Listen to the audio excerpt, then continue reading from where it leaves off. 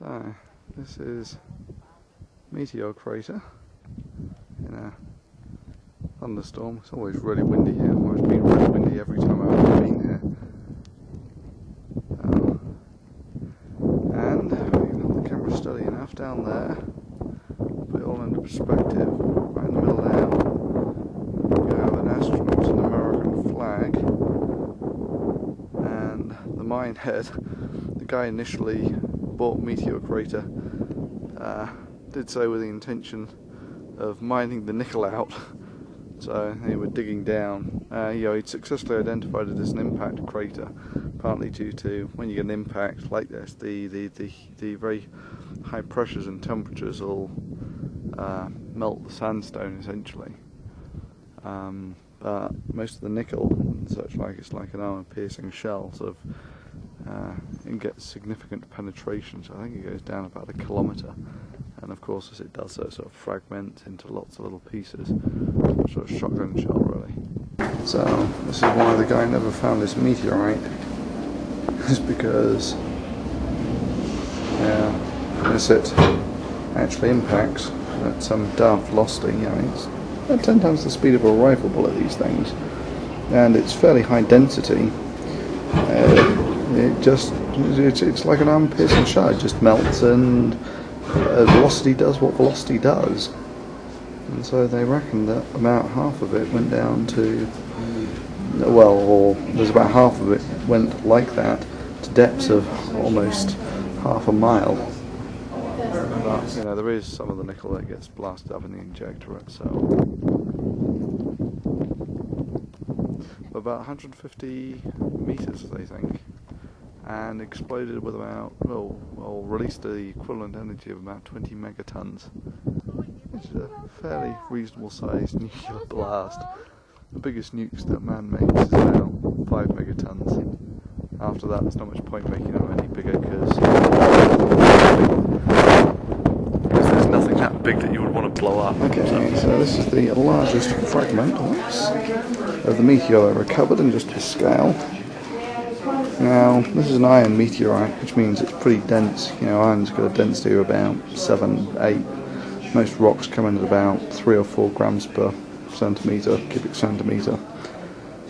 So this packs about twice the energy of your normal meteorite. Energy basically scales with mass. So, but the first question you might ask is, how do you get this is on very, very pure, relatively, iron and nickel. So how do you actually get a very pure lump of iron and nickel like this? And there's only one real place that we know that you get things like that, and that's not only one, but basically in the inside of planets or larger meteors. So as they coalesce for the first time, they get very hot, and all the dense stuff, the iron and the nickel, sinks to the middle, where it then cools down. So a lot of these things are actually fairly crystalline.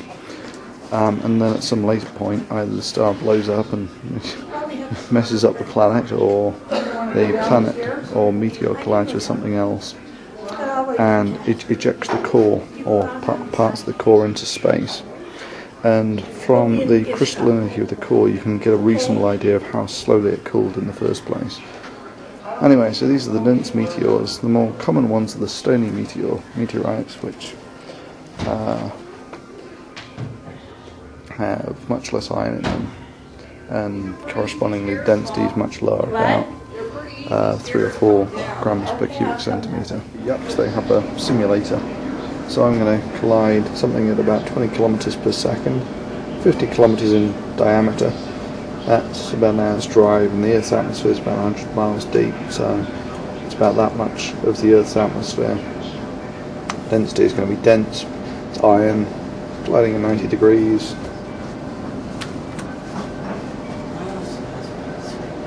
And we are targeting North America.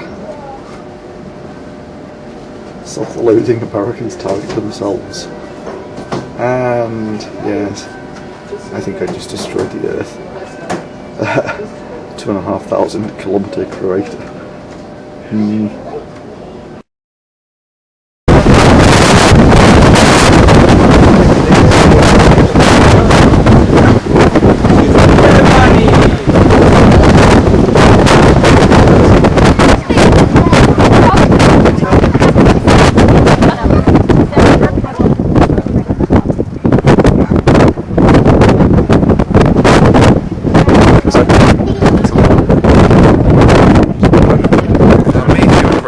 privately owned, which is why they have maximum high security turnstiles on the exit and entrance. And they also do other somewhat sneaky things, like they don't tell you how much it costs till you get here. And it's $15 for an adult and $7 for a kid. I sort of knew that anyway, but you know, most people don't. You see quite a lot of people who come up to the gate sort of stunned at how much it costs to get in, you know, just to see the crater. They don't tell you any of this before you get here, and it's a 6-mile drive out here. There's a little blue New Yorker. And you'll find also around the place there is sort of maximum security fencing. So, well, I mean, I've been here for about an hour, so it's relatively expensive.